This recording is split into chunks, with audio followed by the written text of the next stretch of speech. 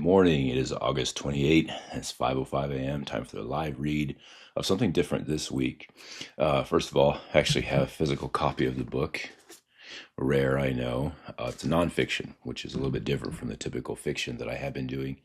And this nonfiction was haunting. It is The Vampire's Cult by Chet Hardin.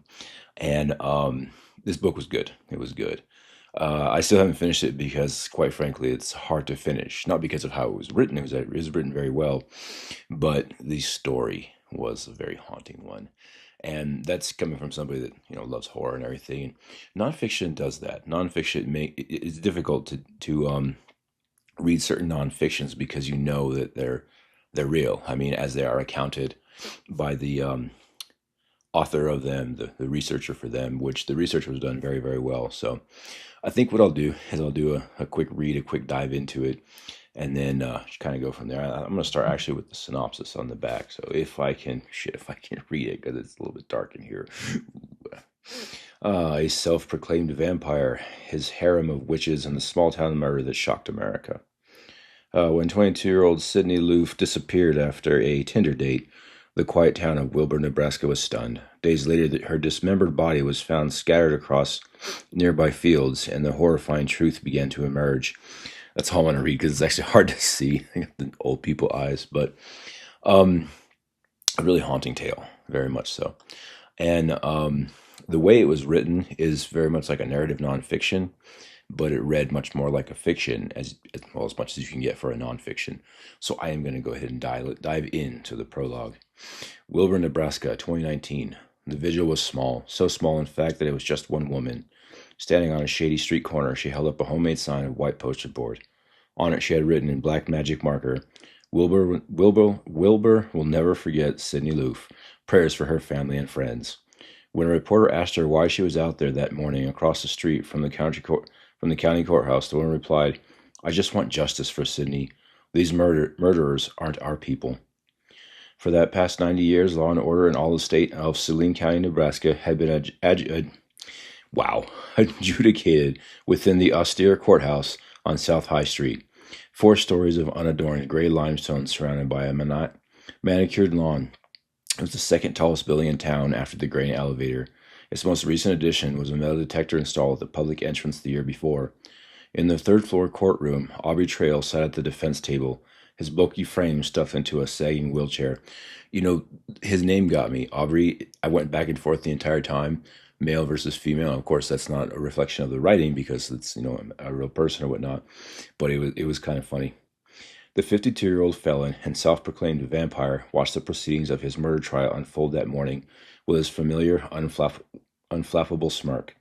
Next to him sat his court-appointed attorneys. Joe Murray, the father and the father and son legal team representing Aubrey, had been trying murder cases for decades. His first was in 1976 when, fresh out of law school, he defended a woman in Chester who had fed her husband to the hogs on their farm. For Joe's son, Ben, it was the first capital trial of his career. It was the culmination of years of hard work, and to commemorate the occasion, his wife had surprised him with a brand new leather briefcase. The murder of Sydney Loof had captured the public's fascination. She was a pretty young woman, 24 years old, a small-town girl from a good family who had been catfished on Tinder and lured to a gruesome death. Her body was dismembered and found scattered in the ditch rows of farmland. In the ditch rows and farmland outside of Wilbur. For nearly 2 years, every shocking twist and turn of the case led the nightly newscasts. Each salacious detail splashed onto the front page of every newspaper across the state.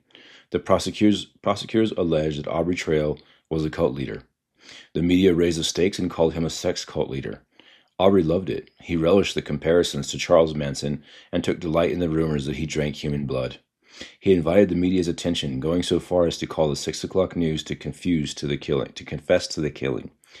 That is just haunting. And I mean, it definitely happens in real life because there are monsters out there. Throughout the trial, neighbors and curiosity seekers slipped onto the worn benches of the courtroom to watch while reporters overflowed into the hallways and spilled out into the lawn over to launch their file reports. The good people of Wilbur had never seen anything quite like it. It was Monday and the start of the second week of the trial. The prosecutors were moving at a brisk pace, calling 3 witnesses before the mid-morning bathroom break. Testimony had mainly focused on the technical discussions of cell phone towers and motel lodges, evidence that was critical to establishing the timeline of events in the early days of the investigation. The search for Sidney Loof had started broadly, testifying a Saline County Sheriff's deputy. Teams of FBI agents, police officers, volunteers, and deputies walked to the banks of Turkey Creek and dredged the pond on the west side of town. They combed the woods at north. I'm not going to get the location correctly. I'm not even going to try to pronounce it. I might put it on below the screen. And put a search boat to the Big Blue River. They went down to Highway 41 to I can't turn that one too, on a hunch, all the way to Tuxedo Park in the Crete. They didn't find anything. As the next witness took the stand, Avi Trial shouted, "Bailey is innocent, and I curse you all," and slashed at his throat with a contraband razor blade. Startled by the outburst, Ben turned to his client to tell him to shut up or calm down, but instead he saw the muscle and blood inside Aubrey's neck. "Jesus," Ben yelped, pushing himself back from the table and nearly toppled over his father to get away. Turning back from a safe distance, the attorney watched as deputies tackled Aubrey out of his wheelchair and wrestled him to the ground. He just landed on my new fucking briefcase, Ben thought. My wife's going to kill me if I get blood all over it. That opening was like one of the best ones for nonfiction that I remember reading for so many reasons. One, not just the way it was written, but just the layout of the story, the characters in real life.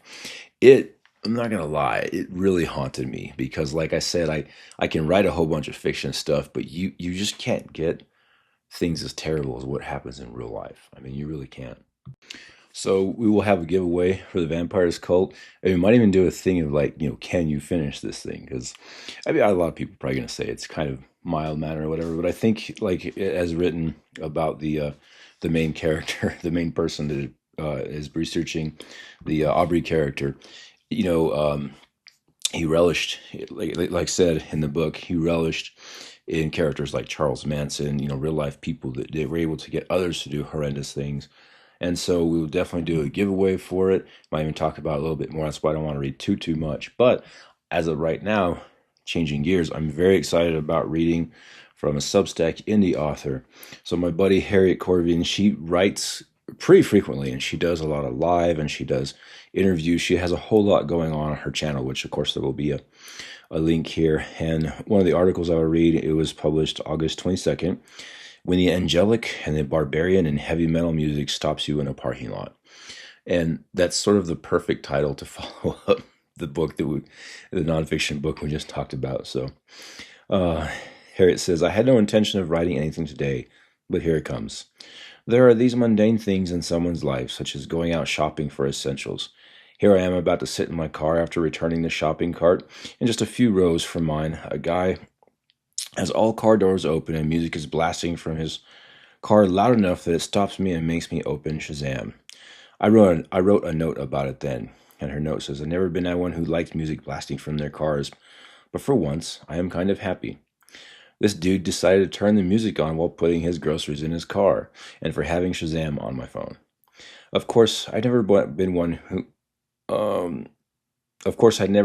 would blast music from her car for most of my life. I haven't had a car. Only started driving when I needed to, and it was after I moved back here to this side of the pond. I love that phrase. But this made me remember also when, as a kid, I was writing. It's really hard to read because it's on my phone. If I sound a little stilted, it's not the writing style, I promise. Riding my bike home, and one of the neighbors on my street was listening to music while they worked in the garden or the yard. Typical. Oh, geez, I closed it. Typical Hungarian summer days, cutting grass or weeding the flower bed in your swimwear. There is a more recent anecdote about this, which I am shared with Emma Steele earlier about a naked man picking cherries in the front of her house. Or in front of our house. That is hilarious. Let's see. I liked the music, and I rushed home and turned on my little so-called radio, hoping to hear the song. And I'll show you the picture of the radio that she has posted on the. Those are fun radios. I'm not gonna lie, and of course, it's not gonna adjust. Oh, seriously. Anyway, epic fail. I'll go ahead and post a picture of it. Let's see.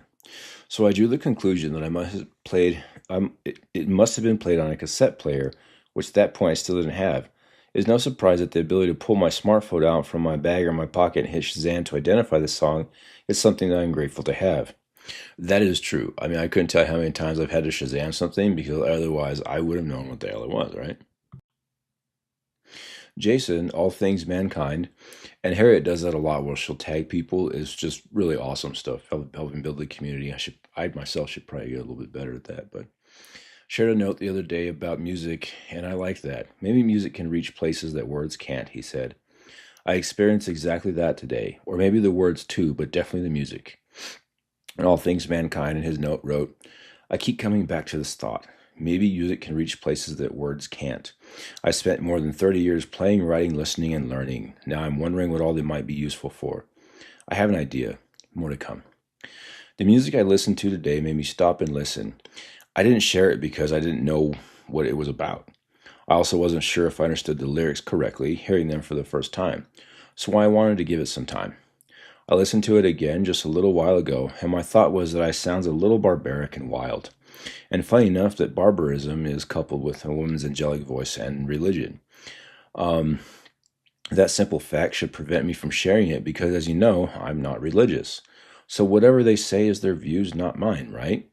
I've kind of expressed how I feel about religion being pushed on us and us non-religious people during a couple chats with Craig Cepha recently, but still I felt that there was something in his music that was talking to me.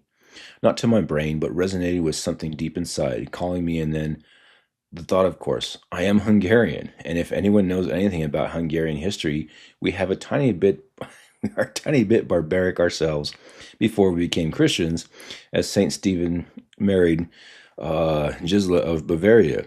Think of the seven leaders, Hungarian mythology, shamanism, and the eventual conquest of the Carpathian Basin. That's just awesome, throwing that in, the little history. I love that. Awesome.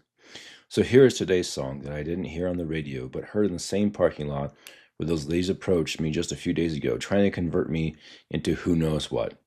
As for the song, just think of yourself, and it becomes a hymn for the strength of self and wow, perseverance. And of course, the song is in the post, which of course I'll be sharing here.